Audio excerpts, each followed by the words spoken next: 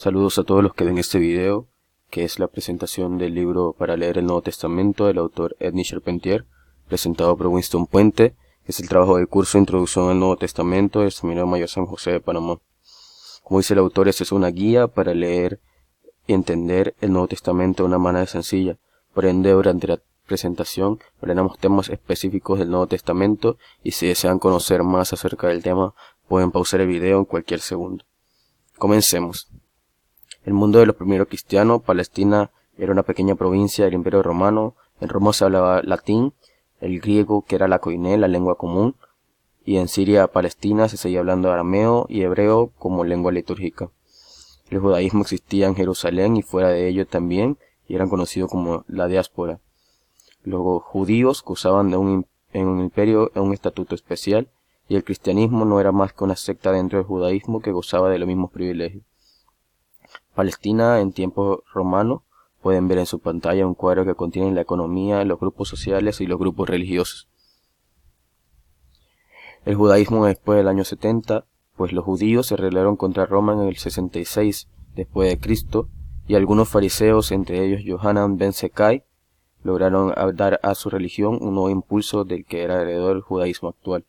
Este judaísmo hizo frente a los cristianos, y los cristianos huyeron del 70 después de Cristo de Jerusalén y se establecieron en Galilea, en Asia Menor, Grecia, Egipto. Y en Yamnia se tomaron medidas que prohibían a los cristianos participar de la plegaria judía. Los primeros cristianos eran una secta judía rechazada, que vivían de una comunidad que era misionera, una comunidad que era una y diversa. El acontecimiento pascual fue lo que marcó la vida de los discípulos de Jesús y que proclamaban su fe a través del querigma. El acontecimiento de Jesús, interpretado por las Escrituras, era algo que interpelaba en la vida de cada uno de ellos. Proclamaban los relatos, que eran los relatos aquellos de los 4 evangelios que nos han transmitido. Se les puede clasificar en 3 grupos que corresponden cada uno a una necesidad de la comunidad. Ellos son los relatos sobre el sepulcro abierto, los relatos de la aparición a los 11 y las manifestaciones a los discípulos de Emaús o a María Magdalena. Pablo y sus cartas. Nacido en Tarso, capital de Cilicia, discípulo de un rabino destacado llamado Gamaliel, la teología de Pablo se basaba en que Jesús había sido condenado por la ley y que garantizaba las autoridades religiosas. Dios ha glorificado a ese maldito, por tanto se muestra de acuerdo con él, y la ley que lo condenó ha sido entonces condenada por Dios. La ley ya no vale. Pablo dirá: mi vida es Cristo, después de su encuentro con el camino con él a Damasco. Sus cartas. Conocemos las cartas de los Filipenses, la primera y segunda de Tesalonicenses, las grandes cartas de Corintios, Gálatas y Romanos, las cartas de la cautividad, Colosenses, Efesios y Filemón, las cartas pastorales de Timoteo y Tito. A continuación pueden ver las cartas católicas. El Cristo de Pablo es aquel que menciona que es el maldito glorificado, el Señor que viene, el crucificado que da la salvación y el Señor del mundo y de la historia. El Evangelio según San Marcos. Fue escrito en Roma hacia el año 70. Se suele atribuir a Marcos el honor de haber inventado este nuevo género literario, y el título que se le da a este género de libro a partir del siglo II es significativo, ya que conocemos el Evangelio según San Marcos, según San Lucas, según San Juan. Jesús proclamaba un evangelio único, y los evangelistas presentan la vida de Jesús tal como lo percibieron, según lo que ellos descubrieron, es decir, dan un testimonio. A continuación pueden ver la geografía, las comunidades a quien predica y el autor del evangelio. El Jesús de Marcos es Jesús transmitido por las experiencias de Pedro. Jesús es igual a un hombre, al Mesías crucificado, al Hijo del Hombre y el Hijo de Dios. Algunos de los textos del Evangelio de Marcos lo pueden ver en su pantalla. El reino de Dios es un tema interesante dentro del Evangelio de Marcos. Se ha cumplido el plazo y ha llegado el reino de Dios. Enmendaos y creed en la buena nueva. Es el grito de Jesús inmediatamente después de su bautismo que da tono a su predicación. Con ocasión de su misterio llega el reino de Dios. El mesianismo a lo largo de los siglos fue enriqueciendo esta espera. Se pensaba que Dios establecería su reino por medio de su Mesías. Al rey y por lo tanto al Dios rey se le atribuían 2 funciones principales. Debía asegurar la libertad de su pueblo y el verdadero rey ha de hacer reinar la justicia dentro del pueblo. Ahora el Evangelio según San Mateo, conocido como el Evangelio eclesial, es el único que pronuncia la palabra iglesia. Se muestra preocupado de su organización, de la vida fraterna, de la catequesis, y nos hace vivir en el seno de una iglesia que celebra litúrgicamente a su Señor, una iglesia con peligro de desinflarse y con poca fe. Y al final de los tiempos, con Jesús, ya está todo hecho, ha llegado el final de los tiempos. La victoria se ha alcanzado, no queda más que ocupar el terreno. A continuación está la geografía, la comunidad a quien predica y el autor. El Jesús de Mateo. Mateo nos sitúa más bien ante el Señor glorificado, celebrado en su comunidad. Es que Jesús, por su resurrección, es realmente Dios con nosotros. Jesús es igual a Maestro de la comunidad, modelo de comunidad, Salvador de la comunidad, el Mesías de Israel, el Hijo del Hombre. A continuación pueden ver textos del Evangelio de Mateo. Las bienaventuranzas son uno de los temas principales dentro del Evangelio. El sermón de la montaña de Mateo y el discurso en el llano de Lucas se abren con la proclamación de las bienaventuranzas. El mensaje de Jesús es esencialmente así el anuncio de dicha. Por ende, las bienaventuranzas fueron entendidas dentro de las comunidades como la buena nueva del reino de Dios y como un programa político. La obra de Lucas, Evangelio y Hechos. Lucas no escribió un evangelio, sino un relato de sucesos para que el discípulo pueda asegurar su fe.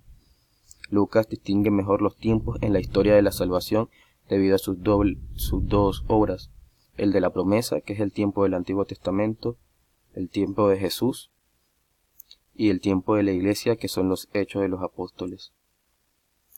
Pueden ver la geografía, a quien predica y el autor.